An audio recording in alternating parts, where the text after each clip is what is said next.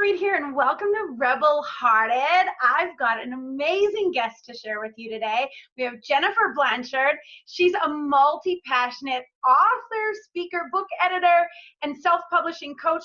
She is also the writing industry's mindset coach. How cool is this? She has her own radio show and podcast as well. Welcome, Jennifer. Thanks for joining us. Thanks for having me. Super excited to have you here. So today, you're going to share with us your top 3 tips to set your creativity on fire. Yep. Excellent. We're going to do that.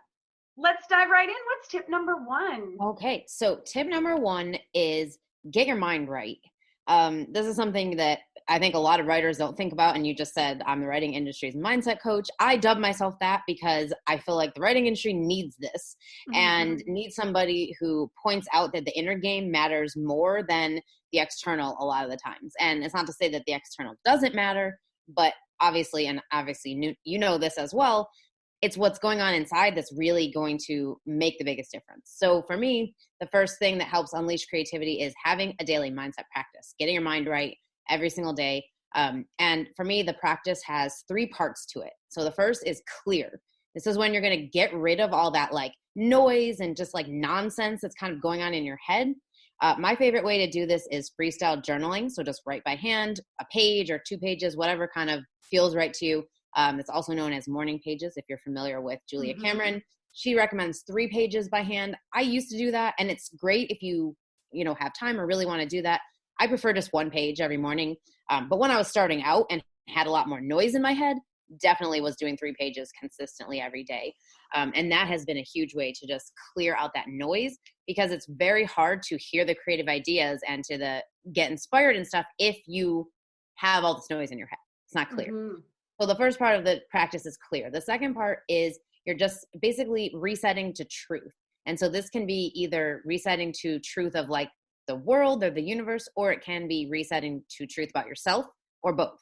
So you could say things like, the world is magical. I am unlimited. I have the ability to do anything I set my mind to.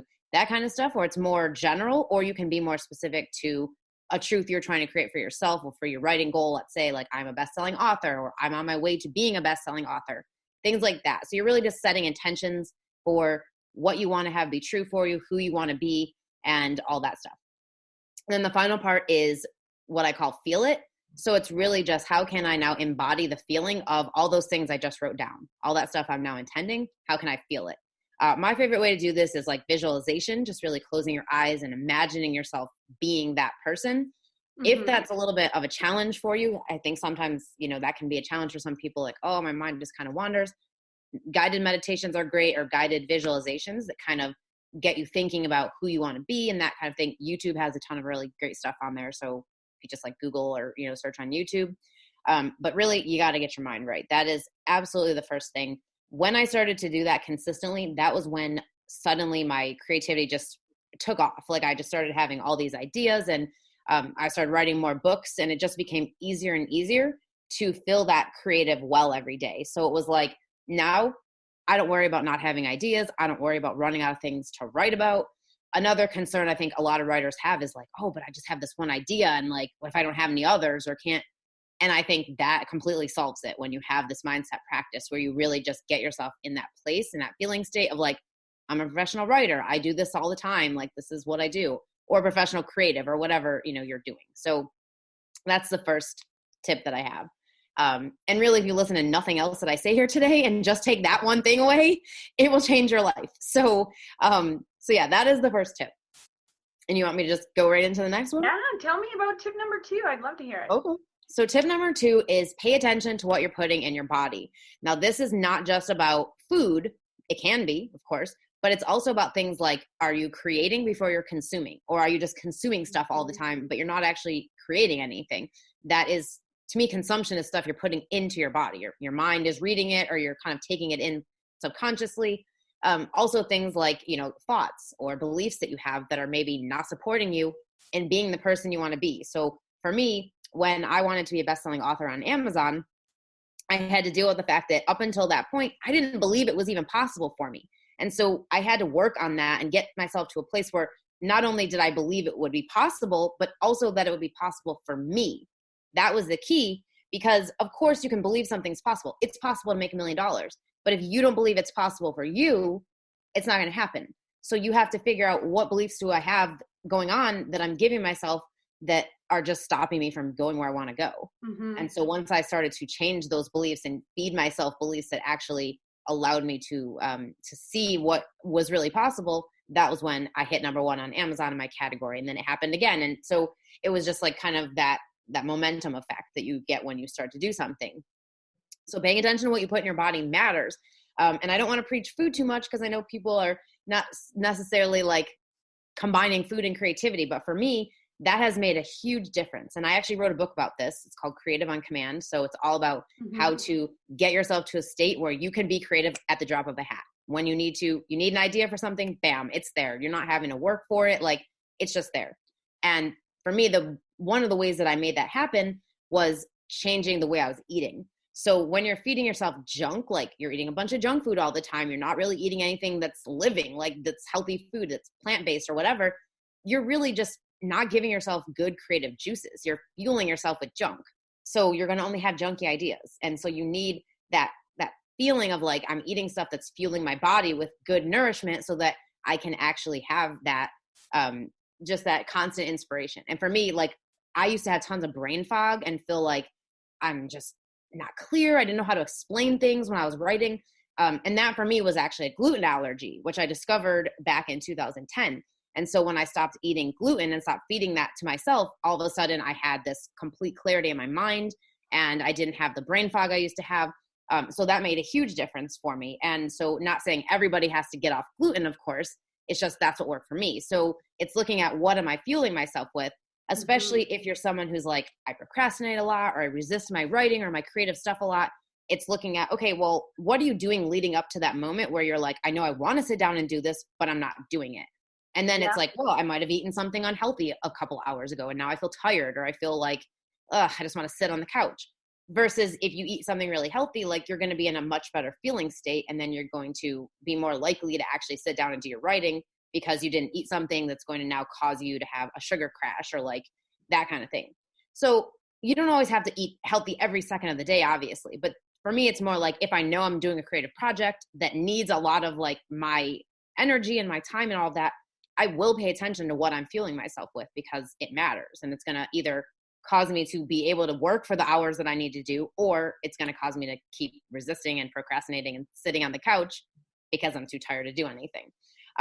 So paying attention to what you put in your body makes a huge difference in all of it. And it's, like I said, it's not just food, it's everything. It's anything you can put in your body, your mind, anything. So tell us the title of that book again, because I think that is going to be super valuable for the listeners. It's called Creative on Command. So it's like, you can and actually the funniest thing is that everybody always calls it Creative on Demand, but really it's kind of the same thing. I feel like the only difference to me is like, when it's command, it's like you're saying it, versus demand is almost like it's external. So that's why I'm saying it like on command, meaning like I'm commanding myself to have an idea to do something right now. And it's like, it's there. I can come up with something. Boom. I love it. What's tip number 3? Okay. Tip number 3 is only create from a feel-good place. Now, this is a little bit of a challenge sometimes, because a lot of writers will be like, well, if I'm not in a feel-good place, and I just won't do my writing or whatever.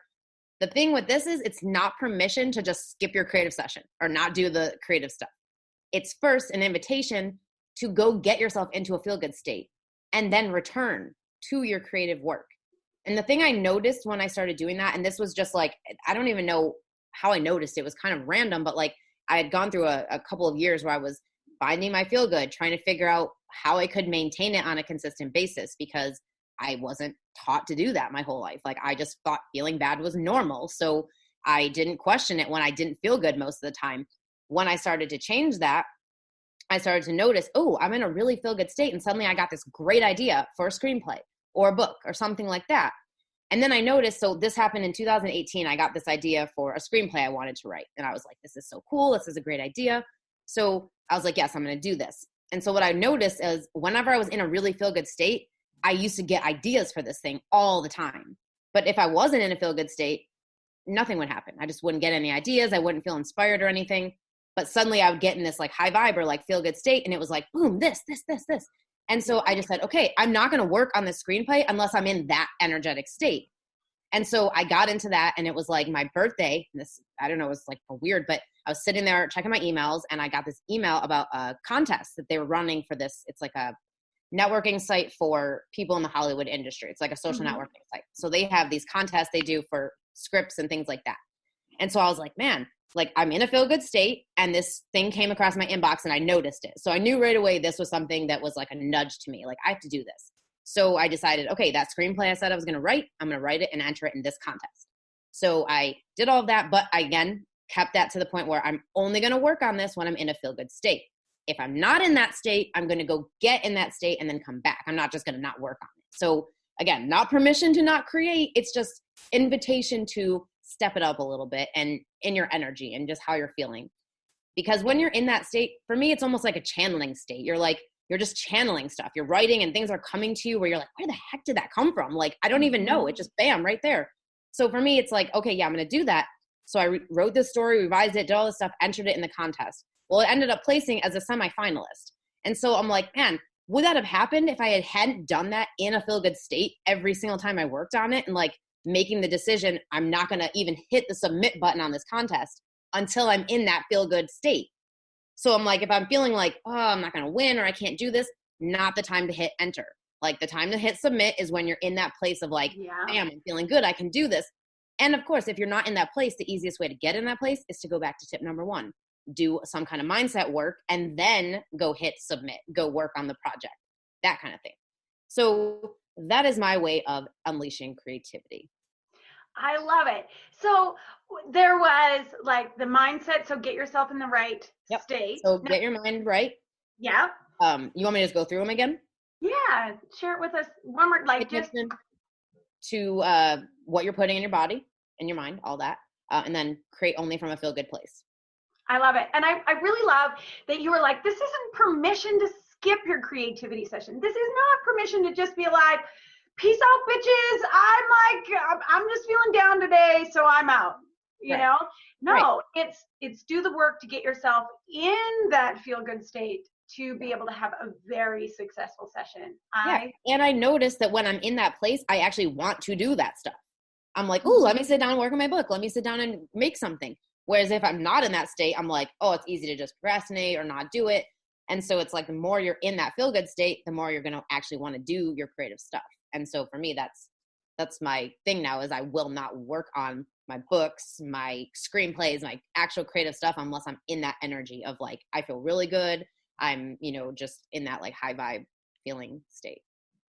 I love it. I love it. I love it. So I know that you mentioned that there is the book Creative on Command, but there's got to be like, there's more to you. Cause I know like three-time Amazon bestseller and things like that, just me poking around on your website. So where do people find more about you and what's like something that you're super excited about right now to share with the audience? You can definitely find more about me on my website, jenniferblanchard.net. That's literally going to have links to everything. So all my, workshops I do, my books, all that stuff. And then I also write blog posts pretty much 5 days a week. So different things out there. The thing I'm most excited about right now is I have a brand new radio show. So I've been doing one for about a year now, and it was a different topic. And I just kind of got a lot of clarity around my message, my brand, and all this stuff. And I just knew it was time to shift the radio show I was doing. Because when I originally started, it was more like a pet project kind of thing, just like for fun. So now I'm like, okay, I'm actually going to use it for my business now. So it's starting hopefully Monday, the 2nd of March, because we're working on getting all the pieces, finished. But it's called The Feel Good Writer. And it is an unconventional guide to living your creative dreams. And you can listen to it online if you download the W4WN radio app, or if you just go to w4wn.com and click listen live Mondays, 3 p.m. Eastern. I love it. I love it. Thank you so much for being our guest on Rebel Hearted. And I hope that everybody goes over to your website so that they can look at all the goodness that you got going on and check out your other books that are available there. Super excited about that. I'm heading back over there to check things out. And for those of you that are watching or listening, thanks so much for joining. It's been super great having you here. If there is somebody that you're like, I want to hear from them, their top 3 tips, get in touch with me. Let me know who they are and what it is that they want to talk on, or if there's certain topics, I'll find the person that'll share those top 3 tips. You can find me on Facebook, Lisa Fried Tea. Wishing you a day as beautiful as you, from my Rebel Heart to yours. Bye for now, everyone.